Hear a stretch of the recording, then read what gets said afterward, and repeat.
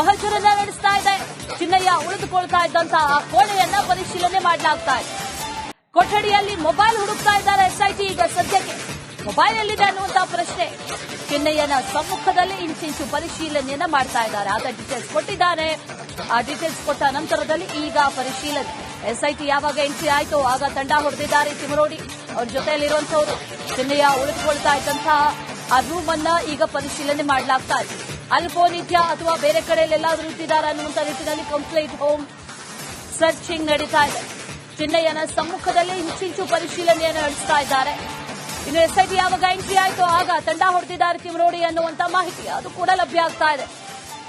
Details ಅನ್ನ ಕೊಡ್ತಾ ಇದ್ರು ಹರೀಶ್ ಮುಂದುವರಿದ ಭಾಗ ಅನ್ನುವಂತೆ ಈಗ ಎಸ್ಐಟಿ ಸರ್ಚ್ ಆಪರೇಷನ್ ಅನ್ನ ನಡೆಸೋದಕ್ಕೆ ಆರಂಭ ಮಾಡಿದೆ. ಮೊಬೈಲ್ಗಾಗಿ ಪ್ರಮುಖವಾದಂತಹ ಸರ್ಚಿಂಗ್ ಇದು. ಮೊಬೈಲ್ ಸಿಕ್ಕ ನಂತರದಲ್ಲಿ ಏನೇನ್ ಆಗಬಹುದು ಈ ಪ್ರಕರಣಕ್ಕೆ ಸಂಬಂಧಪಟ್ಟಂತೆ, ಯಾವೆಲ್ಲ ಬೆಳವಣಿಗೆಗಳಾಗಬಹುದು, ಮತ್ತೆ ನೋಟಿಸ್ ಕೊಟ್ಟು ವಿಚಾರಣೆ ಕರೀತಾರಾ, ಇಲ್ಲ ಮೊಬೈಲ್ ಸಿಕ್ಕಿದ ನಂತರದಲ್ಲಿ ಬಂಧನಗಳಾಗುವಂತಹ ಸಾಧ್ಯತೆಗಳಿದೆಯಾ, ಹೇಗೆ?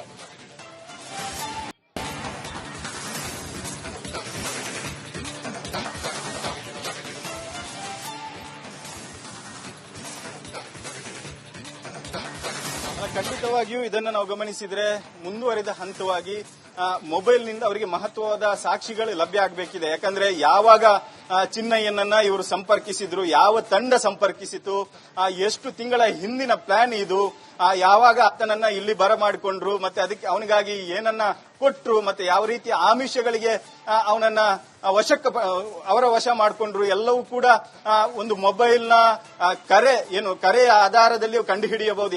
ಯಾಕಂದ್ರೆ ಆತನಿಗೆ ಯಾರು ಸಂಪರ್ಕ ಮಾಡಿದ್ರು, ಪ್ರಮುಖವಾಗಿ ಬರುವಂತಹ ಅಂಶ ಅದು ತಮಿಳುನಾಡಿನಲ್ಲಿದ್ದಂತ ಚಿನ್ನಯ್ಯನ ಸಂಪರ್ಕ ಮಾಡಿದವರು ಯಾರು, ಎಷ್ಟು ತಿಂಗಳ ಹಿಂದೆ ಆತನನ್ನ ಸಂಪರ್ಕ ಮಾಡಿದ್ರು, ಮತ್ತೆ ಯಾವ ರೀತಿ ಆತನಿಗೆ ಟ್ರೈನಿಂಗ್ ಅನ್ನ ಕೊಡಲಾಗಿತ್ತು, ಎಲ್ಲವನ್ನ ಕೂಡ ಸರಿಯಾದ ರೀತಿಯಲ್ಲಿ ಪಡ್ಕೊಳ್ಬೇಕಾದ್ರೆ ಎಸ್ಐಟಿಗೆ ಮೊಬೈಲ್ ಲಭ್ಯ ಆಗೋದು ತುಂಬಾ ಅಗತ್ಯ ಆಗಿರ್ತದೆ.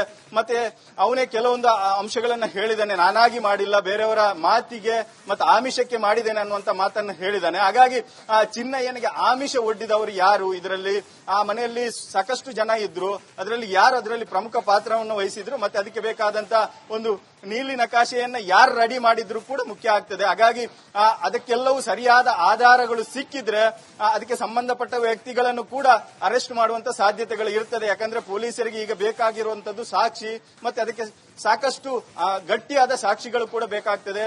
ತಮಿಳುನಾಡಿನಲ್ಲಿದ್ದಂತಹ ಚಿನ್ನಯ್ಯ ಸುಮಾರು 10 ವರ್ಷದಿಂದ ಈ ಕಡೆ ಇರಲಿಲ್ಲ, ತಮಿಳುನಾಡಿನಲ್ಲಿ ವಾಸವಾಗಿದ್ದ.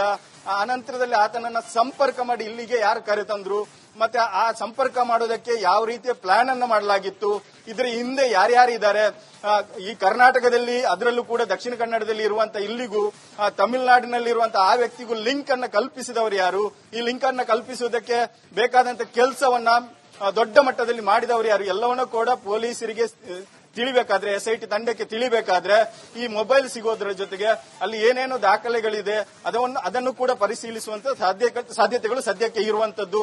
ಒಟ್ಟಿನಲ್ಲಿ ಎಸ್ಐಟಿ ಇವತ್ತು ಸಂಜೆ ತನಕ ಒಂದು ಕಡೆಯಿಂದ ಚಿನ್ನಯ್ಯ ಇದ್ದ ರೂಮ್ ಅನ್ನ ಎಲ್ಲಾ ರೀತಿಯಲ್ಲಿ ಜಾಲಾಡುವ ಮಾಹಿತಿಯನ್ನ ಕಲೆ ಹಾಕುವಂತ ಸಾಧ್ಯತೆಗಳು ಕೂಡ ಇರುವಂತದ್ದು. ಆ ನಂತರದ ಎರಡನೇ ಸ್ಟೆಪ್ ಆಗಿ ಯಾರು ಇದರಲ್ಲಿ ಸರಿಯಾಗಿ ಭಾಗಿಯಾಗಿದ್ದಾರೆ, ಯಾರು ಇದರ ನೇತೃತ್ವವನ್ನು ವಹಿಸಿದ್ದಾರೆ, ಎಲ್ಲವನ್ನ ಮಾಹಿತಿಯನ್ನ ಪಡೆದು ಸಾಕ್ಷಿಯನ್ನ ಪಡೆದು ಆ ನಂತರದಲ್ಲಿ ಯಾರ್ಯಾರನ್ನ ವಶಕ್ಕೆ ಪಡಿಬೇಕು ಅಥವಾ ಅರೆಸ್ಟ್ ಮಾಡಬೇಕು ಅನ್ನೋದನ್ನು ಕೂಡ ಎಸ್ಐಟಿ ನಿರ್ಧರಿಸುವಂತ ಸಾಧ್ಯತೆಗಳು ಇರುವಂತದ್ದು. ಅಶ್ವಿನಿ, ಹರೀಶ್, ಈಗ ಈ ಸಿನಾರಿಯೋನ ಗಮನಿಸ್ತಾ ಹೋಗ್ತಾ ಇದ್ರೆ ಒಂದಂತೂ ಕ್ಲಿಯರ್, ಈಗ ಇಷ್ಟೆಲ್ಲ ಮಾಡಿದಂಥವ್ರು ಆ ಮೊಬೈಲ್ ಅಲ್ಲಿ ಏನು ಉಳಿಸಿರ್ತಾರೆ ಅನ್ನುವಂತಹ ಪ್ರಶ್ನೆ. ಹಾಗಾಗಿ ಎಸ್ಐಟಿ ಅಧಿಕಾರಿಗಳಿಗೆ ಮತ್ತಷ್ಟು ಕಷ್ಟ ಆಗುವಂತಹ ಸಾಧ್ಯತೆ ಇದೆಯಾ, ಅಂದ್ರೆ ಮತ್ತಷ್ಟು ಒಂದಷ್ಟು ದಿನಗಳು ಬೇಕಾಗಬಹುದು, ಸಿಡಿಆರ್ ತೆಗೆಸೋದಾಗಿರ್ಬಹುದು. ಸೊ ಪ್ರಾಸೆಸ್ ಸ್ವಲ್ಪ ದಿನಗಳ ಕಾಲ ಹೋಗಬಹುದಾ ಮೊಬೈಲ್ ಸಿಕ್ಕ ನಂತರದಲ್ಲಿ ಅಂತ?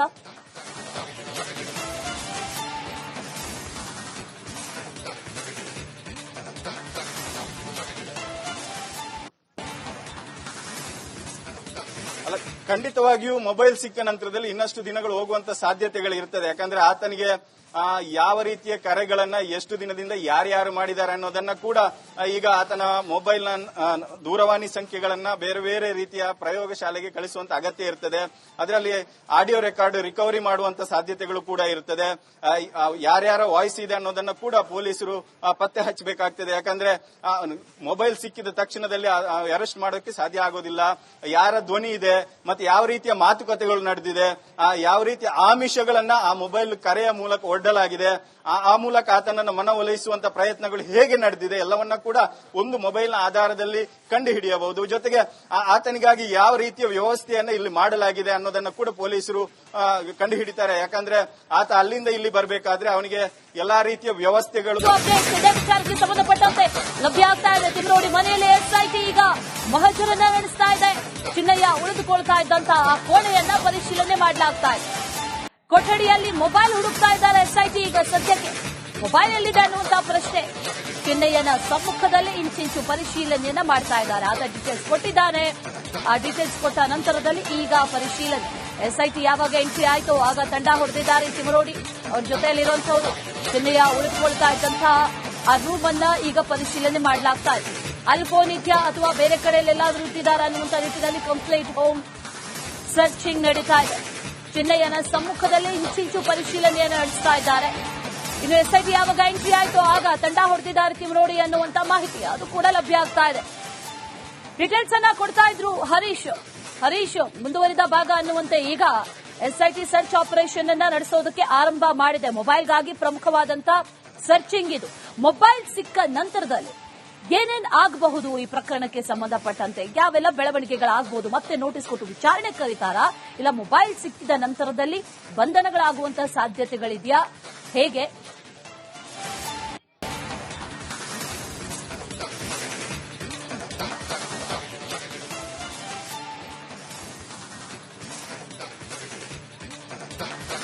ಖಂಡಿತವಾಗಿಯೂ ಇದನ್ನು ನಾವು ಗಮನಿಸಿದ್ರೆ ಮುಂದುವರಿದ ಹಂತವಾಗಿ ಮೊಬೈಲ್ನಿಂದ ಅವರಿಗೆ ಮಹತ್ವದ ಸಾಕ್ಷಿಗಳು ಲಭ್ಯ ಆಗಬೇಕಿದೆ. ಯಾಕಂದ್ರೆ ಯಾವಾಗ ಚಿನ್ನಯ್ಯನನ್ನ ಇವರು ಸಂಪರ್ಕಿಸಿದ್ರು, ಯಾವ ತಂಡ ಸಂಪರ್ಕಿಸಿತು, ಎಷ್ಟು ತಿಂಗಳ ಹಿಂದಿನ ಪ್ಲಾನ್ ಇದು, ಯಾವಾಗ ಆತನನ್ನ ಇಲ್ಲಿ ಬರಮಾಡಿಕೊಂಡ್ರು, ಮತ್ತೆ ಅದಕ್ಕೆ ಅವನಿಗಾಗಿ ಏನನ್ನ ಕೊಟ್ರು, ಮತ್ತೆ ಯಾವ ರೀತಿಯ ಆಮಿಷಗಳಿಗೆ ಅವನನ್ನ ಅವರ ವಶ ಮಾಡಿಕೊಂಡ್ರು, ಎಲ್ಲವೂ ಕೂಡ ಒಂದು ಮೊಬೈಲ್ನ ಕರೆಯ ಆಧಾರದಲ್ಲಿ ಕಂಡುಹಿಡಿಯಬಹುದು.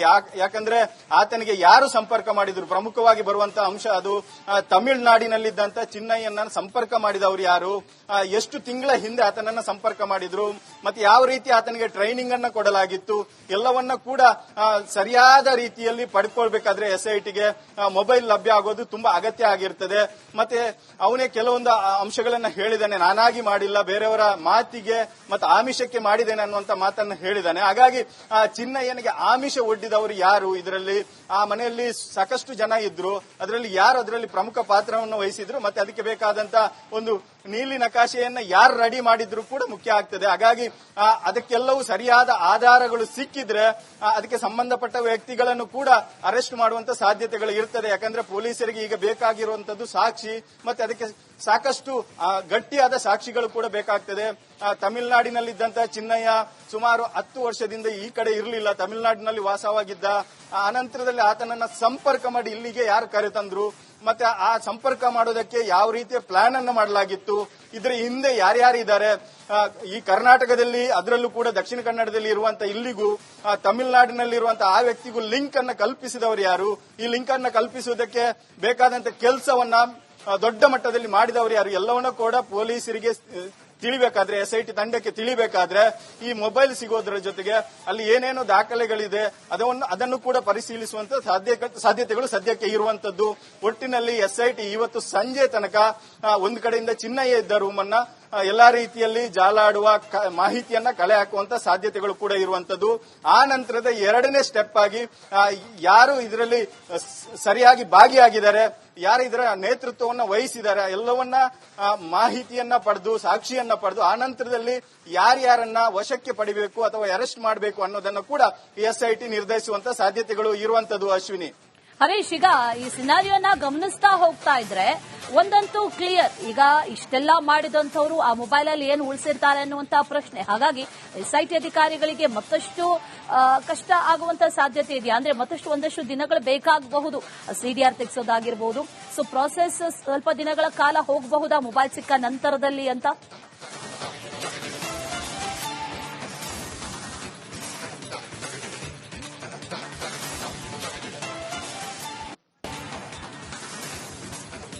ಅಲ್ಲ, ಖಂಡಿತವಾಗಿಯೂ ಮೊಬೈಲ್ ಸಿಕ್ಕ ನಂತರದಲ್ಲಿ ಇನ್ನಷ್ಟು ದಿನಗಳು ಹೋಗುವಂತ ಸಾಧ್ಯತೆಗಳು ಇರ್ತದೆ. ಯಾಕಂದ್ರೆ ಆತನಿಗೆ ಯಾವ ರೀತಿಯ ಕರೆಗಳನ್ನ ಎಷ್ಟು ದಿನದಿಂದ ಯಾರ್ಯಾರು ಮಾಡಿದ್ದಾರೆ ಅನ್ನೋದನ್ನ ಕೂಡ ಈಗ ಆತನ ಮೊಬೈಲ್ನ ದೂರವಾಣಿ ಸಂಖ್ಯೆಗಳನ್ನ ಬೇರೆ ಬೇರೆ ರೀತಿಯ ಪ್ರಯೋಗಶಾಲೆಗೆ ಕಳಿಸುವಂತ ಅಗತ್ಯ ಇರ್ತದೆ.